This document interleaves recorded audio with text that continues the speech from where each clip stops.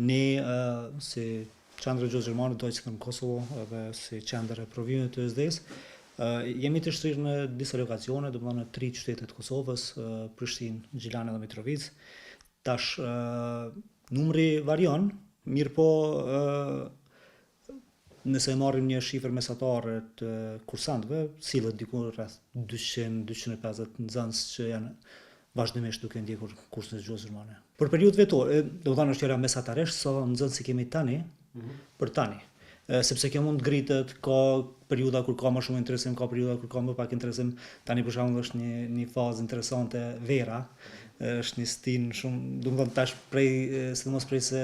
është bërë liberalizimi i vizave, tash verës njerëzit më nuk kanë edhe shumë vullnet, edhe për shkak të temperaturave të larta, po edhe për shkak të mundësive të ndryshme për udhëtime jashtë vendit pa viza, po zgjedhin të pushojnë, të shëtisin, të dalin të shohin botën, në atë kohë është pak më qetë, për ndryshe në muajt e tjerë është goxha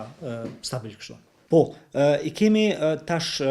disa kategorinë, se mund të them, të nxënësve, domethënë kemi të tillë të cilët ndjekin gjuhën gjermane vetëm për nivelin A1, për qëllime të bashkimit familjar, atyre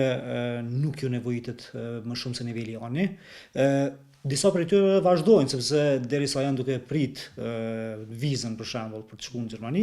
ata vendosin që të shkojnë, që të vazhdojnë me gjuhë, sepse gjuha gjithsesi ju duhet, edhe pastaj ata edhe në Gjermani kur shkojnë ose në Zvicër ose në Austri, detyrimisht kanë me vazhdu kursin, kështu që është një përparësi e madhe që ta ndjekim këtu kursin, sepse edhe kemi cilësi, po edhe me çmime jemi shumë më mirë se sa atje, edhe përfitojnë kohën, domethënë shfrytëzojnë kohën. Tani kemi edhe të tillë të cilët për shembull shkojnë për një shkollim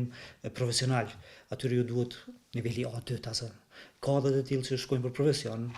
për të punuar si profesionista, si për shembull infermier, që është një trend shumë aktuale, edhe ecë që disa kohë, por edhe kemi edhe të tillë të cilët shkojnë për të studiuar. Ata kërkojnë nivelin B2 ose nivelin C1. Tash ka lloje të ndryshme të kërkesave. Po, domethënë ky interesim ka filluar qysh gati 3-4 vite dhe vazhdon ende, domethënë të jetë shumë aktual edhe të ketë shumë kërkesa për domethënë për mësimin e gjuhës gjermane nga profesionet shëndetësore ose nga profesionistët shëndetësor. Ky interesim lidhet me faktin që shumë njerëz këtu studiojnë mjekësinë në për kategori ndryshme të mjekësisë, edhe fakultetet tona private ofrojnë shumë, domethënë vende për student në fushën e mjekësisë, e prandaj po mendoj që është edhe interesimi